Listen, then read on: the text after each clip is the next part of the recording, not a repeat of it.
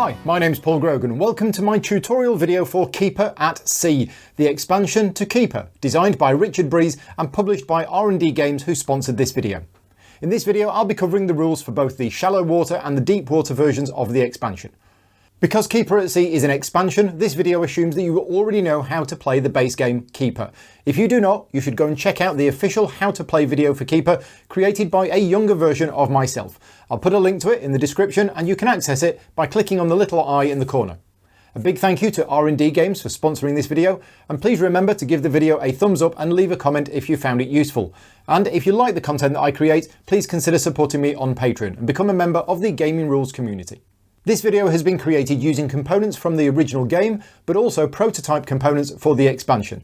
So please note that the final components will differ from what's seen here.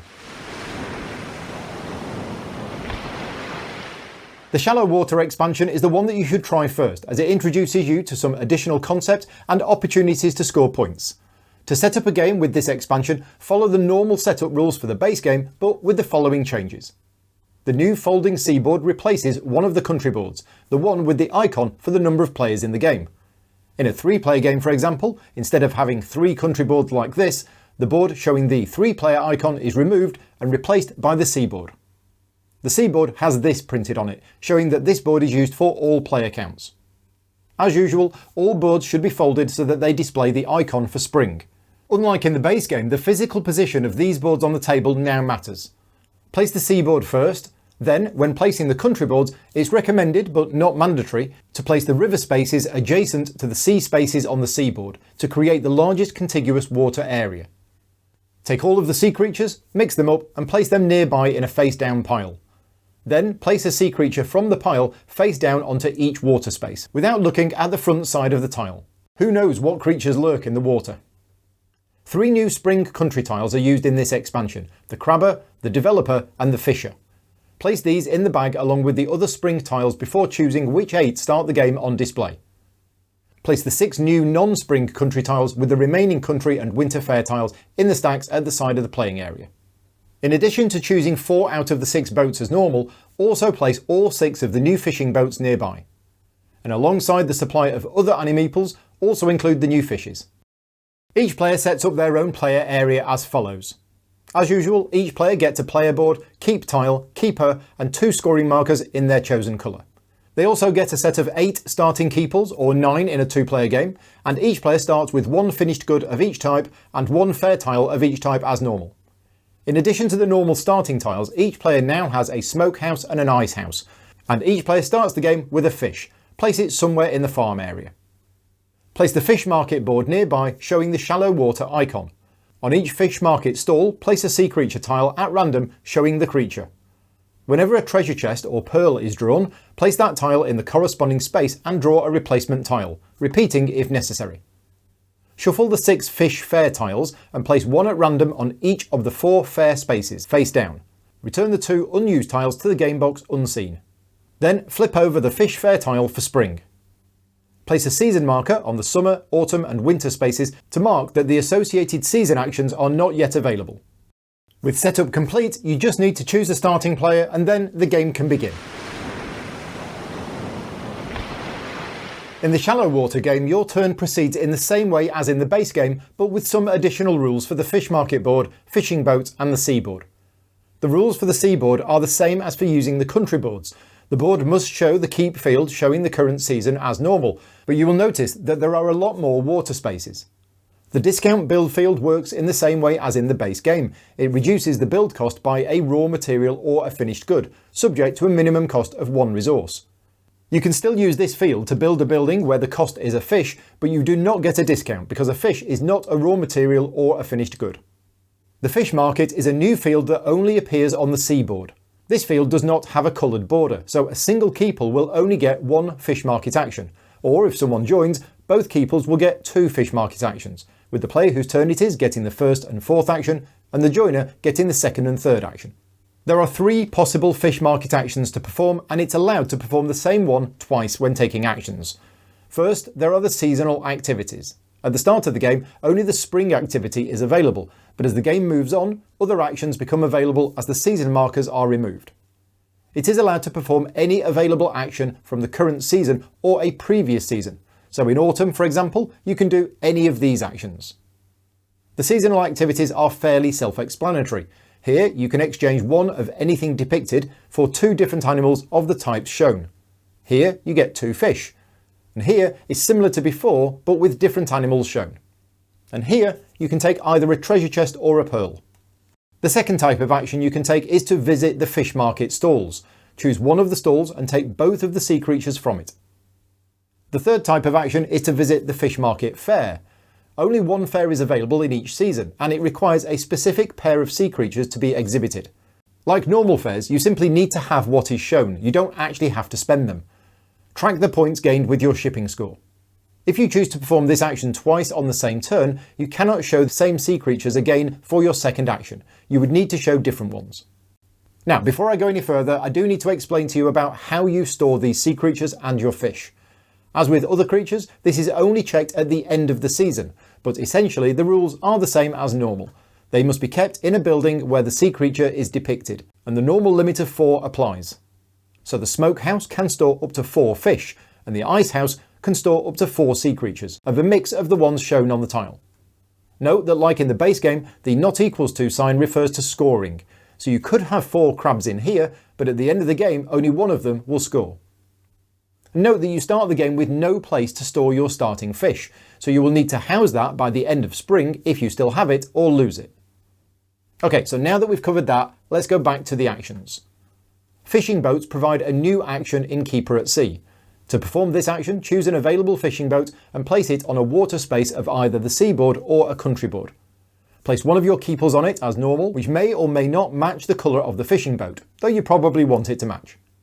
Take the sea creature tile from that space if there was one and place it face up onto the fishing boat. Then ask for joiners as normal. If there's a colour match between the boat and the keeper, you get 2 actions. If there's no colour match, you only get 1 action. If somebody joins you, both you and the joiner receive 1 extra action. Starting with you and then the joiner, you take alternate turns to take an action. For each action, you have 3 options, and an action finishes as soon as you take a sea creature or a fish. Option 1 is to take a face-up sea creature from the space that the boat is on or an adjacent water space, either orthogonally or diagonally. Option 2 is to turn over a face-down sea creature tile on an adjacent space. You may then immediately take this or choose to turn over another tile if available. But if you choose to turn over a new tile, you can no longer take a tile that was already face-up or that you had previously turned face-up during this action. However, you can always take a fish as an alternative to the tile that you turned over.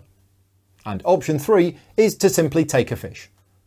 For example, earlier in the game, another player played a brown keeper on the brown fishing boat and revealed a crab which they chose not to take. As your action, you place the green fishing boat here with a green keeper on it, revealing a lobster which is placed on the green fishing boat. So your first option is to take either the crab or the lobster. If you do that, the action is over. But if you don't, and you choose to reveal another tile, this one for example, you now cannot take the crab or the lobster. And then if you don't take this new squid and choose to reveal another tile, you then cannot change your mind and go back to the squid.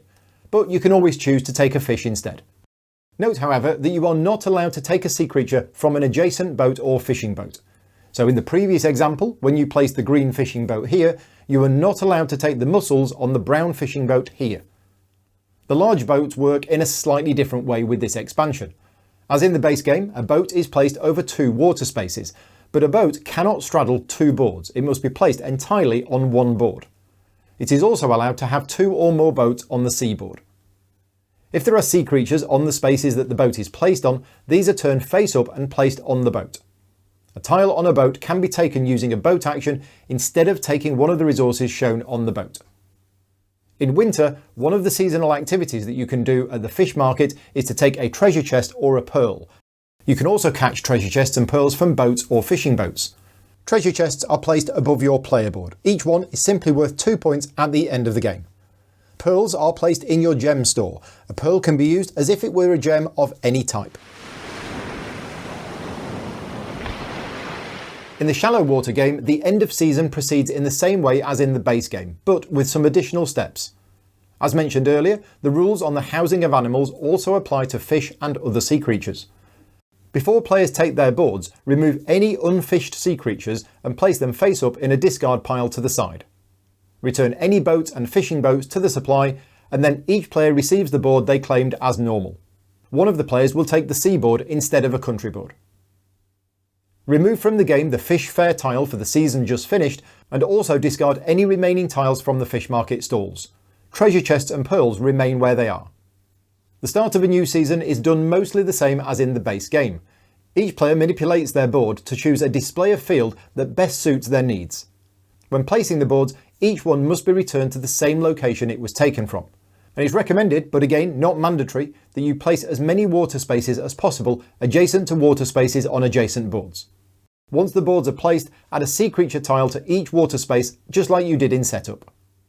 On the fish market board, place a sea creature in each of the fish market stalls, following the same procedure as you did in setup, placing any treasure chests and pearls in their space and then redrawing. Then remove from the game the season marker for the next season and flip over the new season's fair tile. All of the extra building tiles included with this expansion are explained in detail in the rulebook, and note that some of the new tiles can be placed in either your farm or your village. That's the end of the shallow water rules. I suggest you play your first game now with these rules, and then come back to the video another time when you want to learn the deep water rules.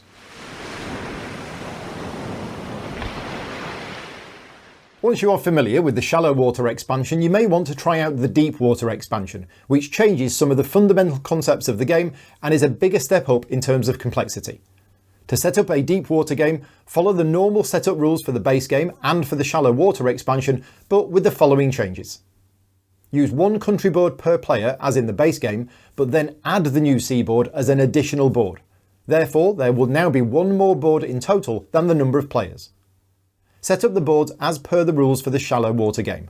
Again, it's recommended but not essential to create a large contiguous water area. Place a green spring season marker on each of the keep fields on each board, and remember to place a sea creature tile on each water space as per the shallow water game. Place the fish market board with the deep water side face up nearby, and place season markers on top of the summer, autumn and winter icons based on the number of players in the game. For example, in a 3-player game, cover these spaces. Place the 4 store tiles on their corresponding spaces here, showing the side with the upgrade cost. Although these tiles will be explained later, it can be useful to take a look at the scoring opportunities on the other side of the tiles, as these differ from the front side. Before I start to explain this expansion in detail, I wanted to just give you an overview of how it works. In the base game, or in a shallow water game, the structure of the gameplay is fixed. All players play in spring, then the season changes to summer, etc. In the deep water game, players complete the seasons on different turns. The first player to end a season gains a bonus, but then plays through that season for a second time. And players will be in different seasons at different times, which means the process of picking up a board now happens as part of a player's turn rather than at the end of a season, because there is no longer a fixed end of season. This is a bit of an unusual concept which can take a while to understand how it works, but it does provide new interesting challenges. In the deep water game, a player's turn proceeds in the same way as the base game with 2 exceptions. First, the keep on a country or seaboard contains a season marker, and you may only play your keeper onto a keep to claim the board if the season marker there matches the season that you are currently in. Now, at the start of the game, all of the boards have the spring season marker on them, and all players start in spring, so any player can claim any of the boards. When you complete a season, which is something I'll explain later on, you indicate that by placing a season marker on the next fair space of your player board. So at the start of the game, you have no markers because you are in spring, but once you complete spring, you place a spring marker here, meaning that you have completed spring and you are now in summer.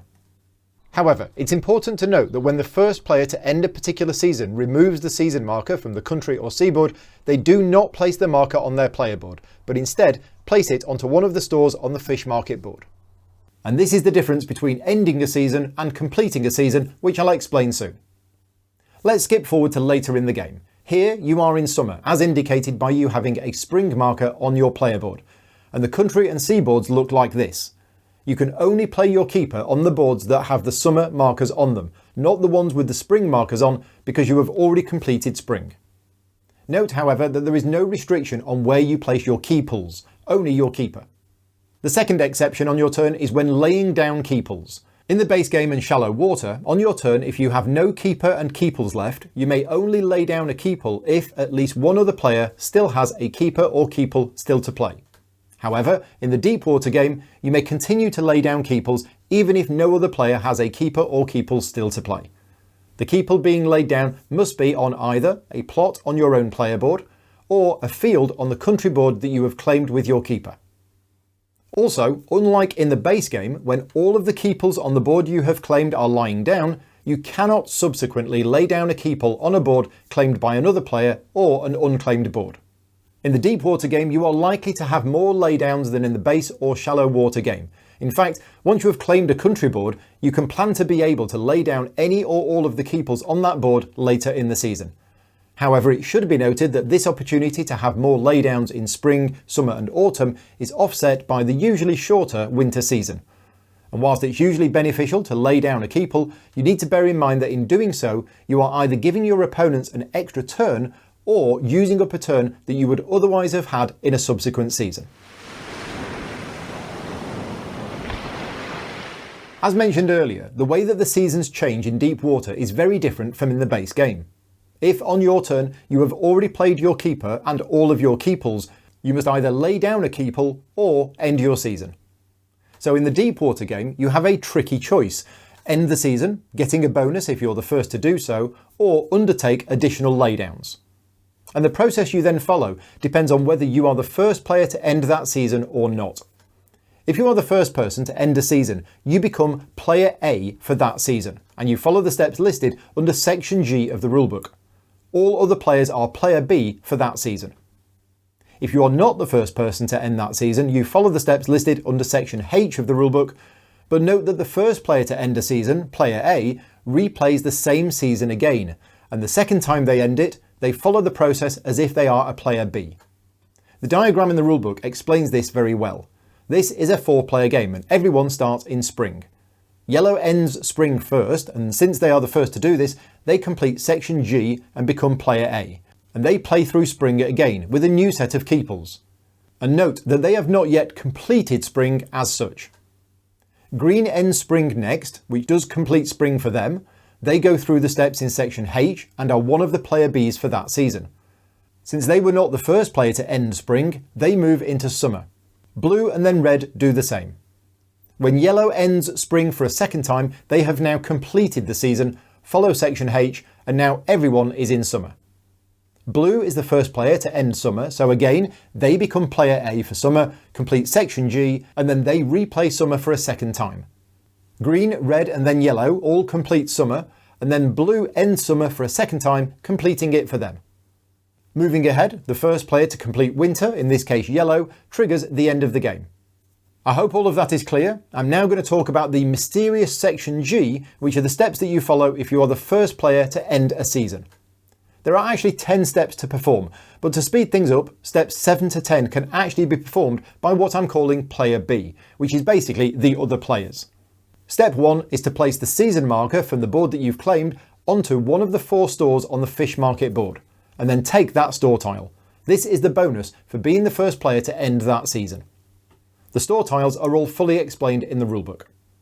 And note, like I said earlier on, ending a season for the first time does not complete that season for you. As the first player ending a season, you must replay that season for a second time.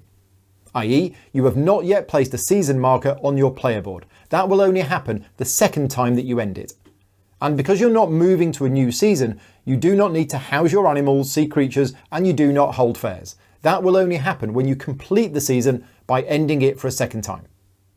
Step 2 is to lay down any remaining keepers on your keep tile and gain your chosen resources. As normal, this will not happen in spring, and it will only happen in later seasons if you didn't lay them down when placing your keeper. In step 3, look at the board that you've placed your keeper on. Remove any unfished sea creatures from the board as per the rules for shallow water. Place any boats on the board with the boats that were set aside at the beginning of the season.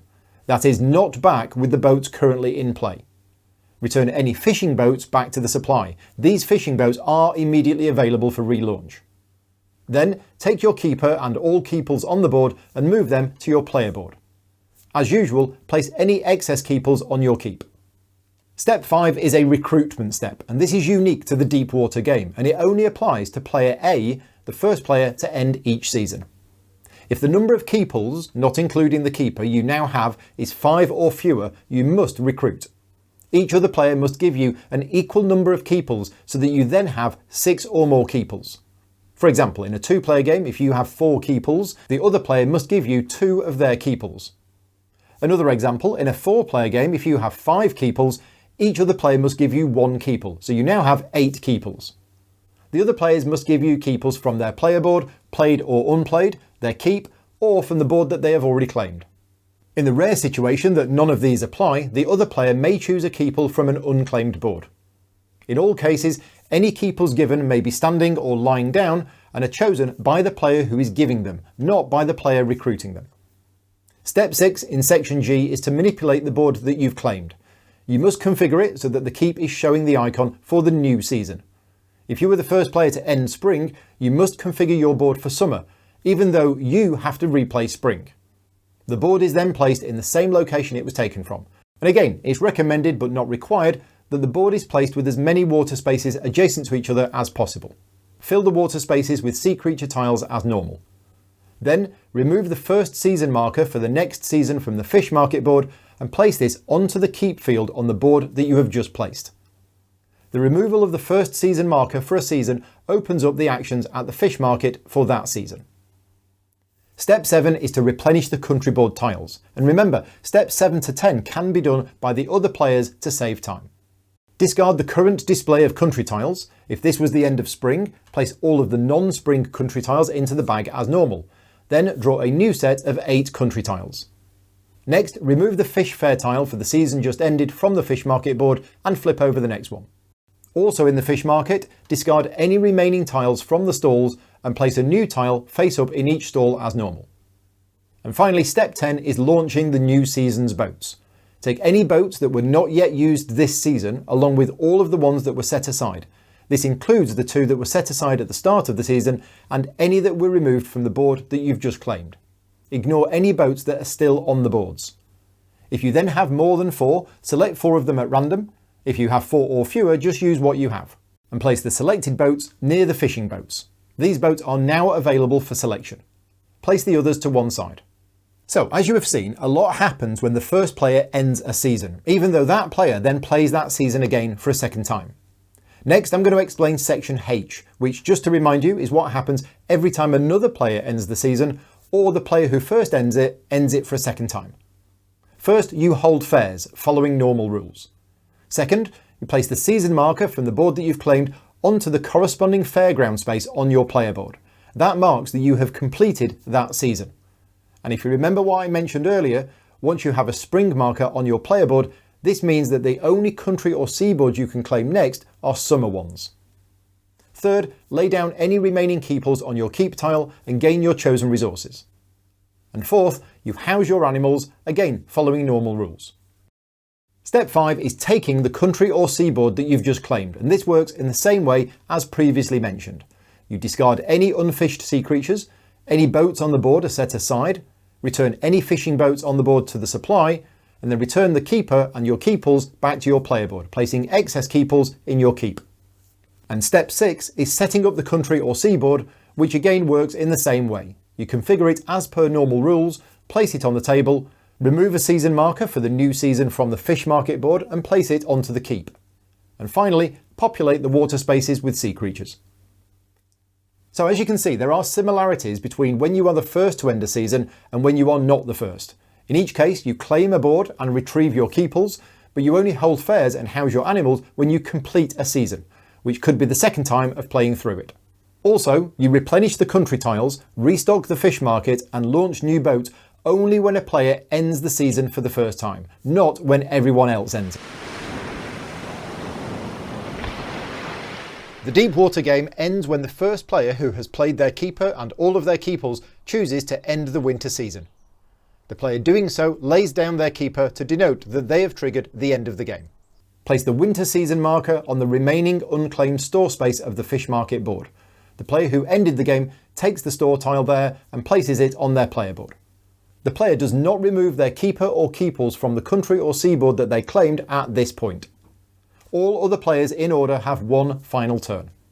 Scoring is the same as normal, except you can score additional points as follows. You may display resources at fairs in the season that you were in when the game ended. You also score treasure chests as per the shallow water rules, but you also score any store tiles that you have gained. Note that if the game ends when you haven't yet claimed a board with your keeper, you get no points from building tiles that will give you points for having certain fields, such as the mine. I hope you found this video useful in learning how to play Keeper at Sea. Also included in the expansion is a solo game for the shallow water version. You can find the full details of this in the solo game rulebook. Please remember to give this video a thumbs up and leave a comment if you enjoyed it. And if you have any questions about the game, please feel free to leave them in the comments below. Thank you to R&D Games for helping to sponsor this video. And if you like the content that I create, please consider supporting me over on Patreon. Until next time, take care and thanks for watching.